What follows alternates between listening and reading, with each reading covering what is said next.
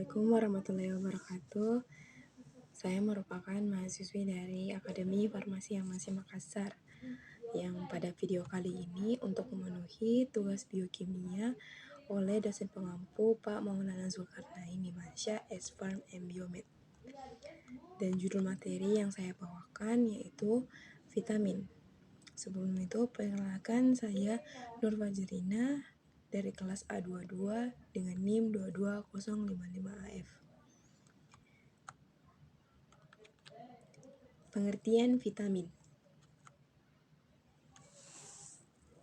Vitamin adalah senyawa-senyawa organik tertentu yang diperlukan dalam jumlah kecil dalam diet seseorang, tetapi esensial untuk reaksi metabolisme dalam sel dan penting untuk melangsungkan pertumbuhan normal serta memelihara kesehatan. Vitamin memiliki peran spesifik di dalam tubuh dan dapat pula memberikan manfaat kesehatan. Bila kadar senyawa ini tidak mencukupi, tubuh dapat mengalami suatu penyakit. Tubuh yang memerlukan vitamin dalam jumlah sedikit, tetapi jika kebutuhan ini diabaikan, maka metabolisme di dalam tubuh kita akan terganggu karena fungsinya tidak dapat digantikan oleh senyawa lain. Kemudian, penggolongan vitamin.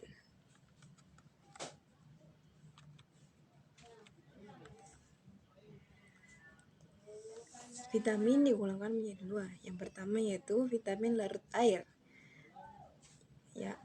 Vitamin larut air itu ada vitamin B kompleks, B1 tiamin, B2 riboflavin, B3 asam nikotinat dan nikotinamida dan asam pantotenat, kemudian B6 piridoksin, kemudian B8 biotin dan B12. Kemudian ada juga vitamin C atau asam askorbat. Kemudian golongan vitamin yang kedua yaitu vitamin larut dalam lemak. Contohnya itu vitamin A, vitamin D, vitamin E, dan vitamin K yang biasanya disingkat vitamin ADEK. Berikut adalah fungsi vitamin. Untuk vitamin yang larut dalam lemak yaitu vitamin A, fungsinya untuk menggalakkan pertumbuhan tulang, pertahanan terhadap penyakit, memperbaiki struktur serta mengalahkan rabun. Kemudian vitamin D, pertumbuhan normal, meningkatkan parasitrat atau garam asid sitrik dalam darah dan mengalahkan penyerapan kalsium dalam usus, menjaga kesehatan tulang dan gigi. Kemudian vitamin E, sangat penting untuk mempertahankan fungsi saraf dan otot, melindungi struktur membran daripada rusak, mengekalkan pertumbuhan normal, mengelakkan metabolisme, mengelakkan struktur paru-paru, hati, dan membran sel darah merah, sehingga antioksida vitamin ini bermanfaat sebagai mencegah penyakit jantung dan melambatkan penuaan. Kemudian ada vitamin K, bagus untuk mereka yang baru menjalani pembedahan. Vitamin ini membantu membentuk struktur tubuh baru dan menyembuhkan jahitan. Kemudian untuk vitamin larut dalam air yaitu contohnya vitamin C, membantu mempercepat penyembuhan luka, menjaga sistem kekebalan tubuh, menyerap zat besi, membentuk tulang dan gigi. Kemudian ada vitamin B yaitu vitamin B1, B2, B3, B5, B6, dan juga B12. Membantu pertumbuhan dan perkembangan bayi, selera makan, pencernaan, menjaga tisu mata, dan membantu proses metabolisme. Kemudian, apa sih dampak jika kita kekurangan vitamin? Yang pertama itu dampak dari kekurangan vitamin A. Gejala umum dari defisiensi vitamin A atau kekurangan vitamin A yaitu rabun senja akibat kurangnya pigmen cahaya yang disebut rhodopsin.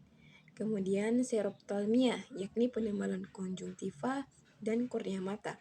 Kemudian keratomalacia, yakni kondisi ketika kornea terkikis atau terluka. Kemudian mata kering akibat menurunnya produksi air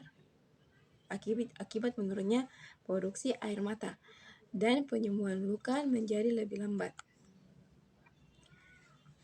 Kemudian, untuk defisiensi vitamin D atau kekurangan vitamin D dapat menimbulkan beragam gejala, yaitu badan mudah lelah atau nyeri tanpa sebab, tekanan darah tinggi, otot kram, lemah dan nyeri, nyeri tulang, serta perubahan mood yang cukup drastis. Kemudian ada kekurangan vitamin E.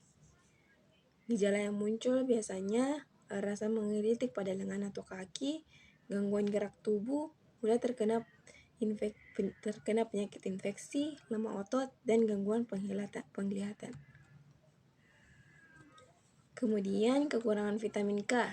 Ciri-cirinya yaitu badan mudah memar, terbentuk kumpulan darah kecil di bawah kuku, feses berwarna hitam, terkadang bercampur darah.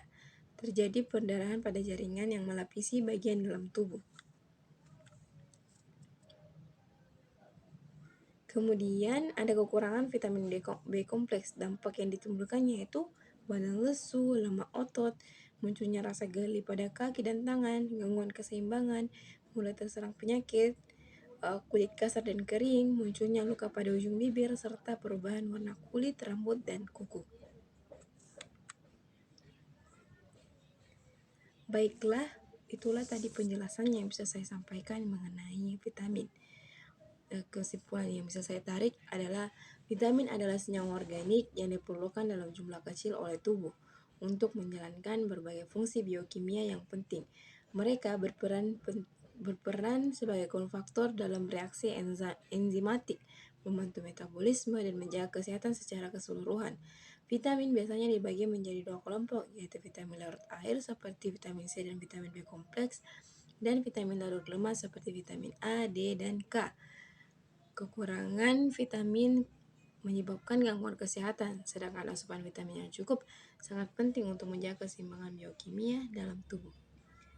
Baiklah, itulah tadi pemaparan materi dari saya. Lebih dan kurangnya mohon dimaafkan. Kiranya mungkin ada kritik dan saran mungkin bisa diberikan. Sekian dari saya. Wassalamualaikum warahmatullahi wabarakatuh.